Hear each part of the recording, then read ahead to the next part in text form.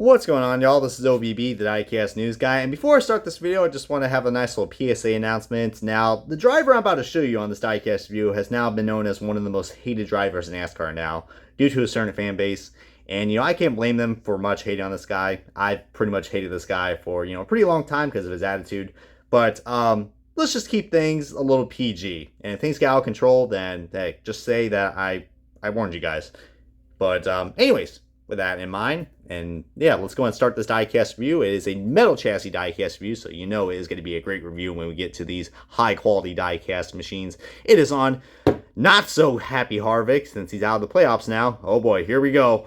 Chase Elliott fans, let's go. This is Kevin Harvick's 2021 Jimmy John's Freaky Fast. Well, not so really fast anymore because you're out of the playoffs, buddy. Ford Mustang for Storehouse Racing. Yeah, I mean, what an interesting time to review a Kevin Harvick diecast, which a sponsor that got replaced. If you guys don't know the idea about that, let's just say another another fast food a sub shop, yeah, basically took over the sponsorship, and I'll give you a hint, it is probably the way to go to get some subs. Goodness gracious, Brian. Anyways, let's kick off this diecast review and the official unboxing of this diecast metal chassis car for Kevin Harvick's Jimmy John's 2021 car.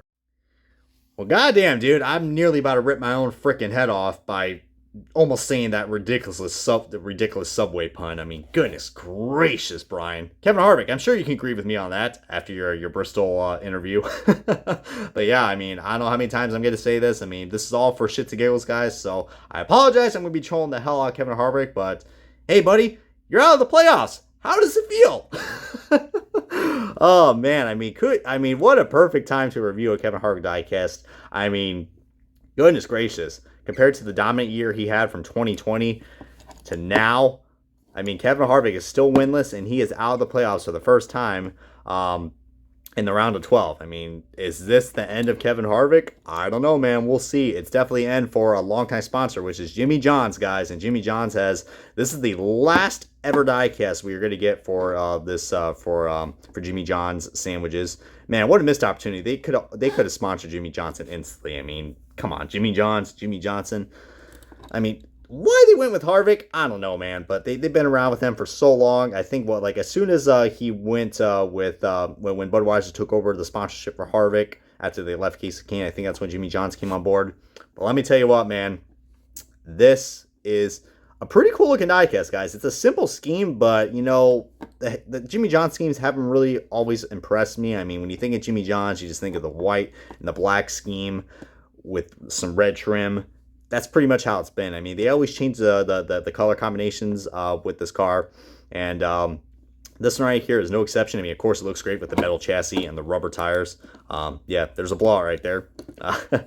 But he only drove this paint scheme once, and that was at the Phoenix race, which, Kevin Harvick's known to being the king of Phoenix, but not anymore because you're out of the playoffs, buddy. I mean, yeah, he could probably win this. He could probably win the finale race, but it ain't going to mean shit because he's not going to be competing for a championship. But, and I am not a Chase Elliott fan in any way, shape, or form. I respect the guy, but I'm not his fan base. It's like, yeah, Harvick sucks. Oh my God. I know I'm going to have a lot of controversial takes on this review, but this is all just for entertainment purposes, guys. Don't take my reviews very seriously. I mean, I'm just here to make you guys have a good laugh, and hopefully I'm doing my justice. But yeah, what a cool diecast, guys. I mean, as far as Kevin Harvick, he hasn't really been my favorite driver, but the Jimmy John's cars just, they've been cool and all, but just they haven't really been standing out like, oh my God, this looks cool. I mean, comment below which Jimmy John schemes has been your favorite so far. This one doesn't look too bad. I like they added some gray right here. I think the paint scheme has pretty much been the same since 2019, but they made some differences. Like I've noticed the font is a little more different. It was like all black last year with Freaky Fast, but they actually made half the text red, which looks cool because it really emphasized how fast and freaky their subs can be.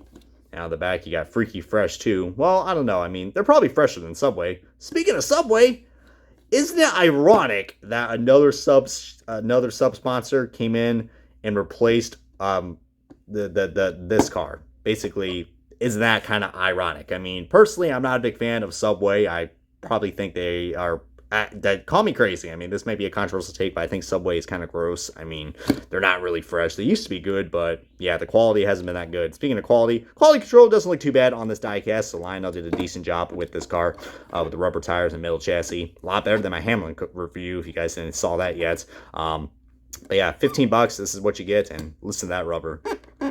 Oh, I love rubber tires, man. This car has a nice heft to it. But what's not been hefty so far, and I ain't talking about the trash bags, has been Kevin Harvick in 2021. We all know Stuart Haas has been struggling, but holy crap, Kevin Harvick, man. I mean, this guy only has one pole, and that was all the way back at Las Vegas.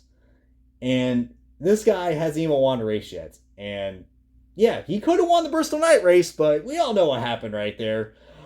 And yeah, I mean, it has just been odd. And what was another? He finished second at the first Kansas race too. But just, yeah, compared to the season he had from 2020 to now, I think we're starting to see the decline of Kevin Harvick, man. I mean, I don't think this guy has that many years left. We're really starting to see him crack. And after what we saw at the Roval guys, I mean, for a guy who usually likes to start a lot of drama, I mean, Kyle Busch usually is the guy, but Harvick's like the next guy that likes to start drama with a lot of drivers.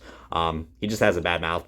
I will say that. I mean, you know, he has some respectable moments. Like every time when he wins Atlanta, I like how he points out the 3 for Dale Sr. That's really cool. But other times, Kevin Harvick, man, just really likes to really put his mouth out where the sun doesn't shine. And, you know, I'm not trying to, I know it sounds like I'm trash talking Kevin Harvick, but I'm just pointing out the obvious. He definitely has an attitude and a little bit of an ego. But, you know, that's just how Kevin Harvick is, you know, and sometimes you got to have guys like that, like Logano and Kyle Busch, and that's what makes him intimidating. But let me tell you what, Harvick was really intimidated by Chase Elliott at the Roval race. I mean, he just overdrove it at turn 1 at Roval, and he crashed. Well, we all thought we were going to see a Chase Elliott and Kevin Harvick battle, especially because you could definitely tell the beef is not over with these two. And all I can say is that if Kevin Harvick ends up doing something to Chase Elliott, there was going to be hell and there was going to be fire, and yeah, that's the playoffs, man.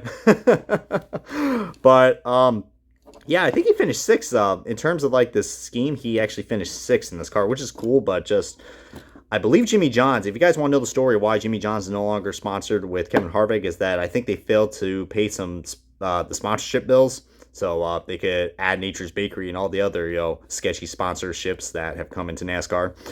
So, yeah, they were scheduled to drive the other few races that happened, which were at the Bristol Night race and Las Vegas. But, yeah, Subway came in and said, hey, you know, we're gonna show you what's a good sub. But I don't know, let's get a debate down below. Do you guys prefer Jimmy John's or Subway? I mean, I've had Jimmy John's like one time, and it wasn't bad. I mean, it was definitely different than Subway. But are they really fresh and are they really fast? I don't know. Well, I'll have to put that to the test if I feel like going for a sub again.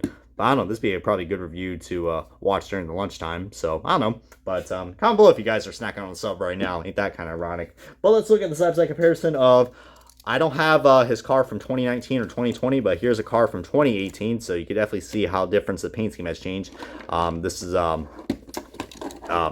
only car I could compare it to, so I do apologize. But you can see the Jimmy John's logo has changed. They don't have the white outline anymore for the circle. It's a circle, damn it. And of course, you know, Ford Fusion, Ford Mustang.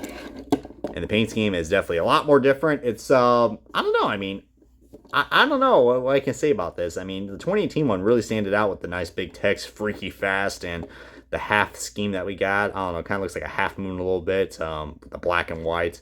I mean, I don't know. I mean, the Harvick schemes, the Jimmy John schemes don't really scream excitement to me, but at least they've been changing it every year. But like I said, comment below which one has been your favorite, and we'll put the debates down below. I just don't know why they add. I don't know why. I've seen the Stuart Haas cars. I mean, I'm glad that the side skirts are black, but all the Stuart Haas cars I've seen, they have this random black bar. I don't know why. It's just really random. I noticed that on my Briscoe car too.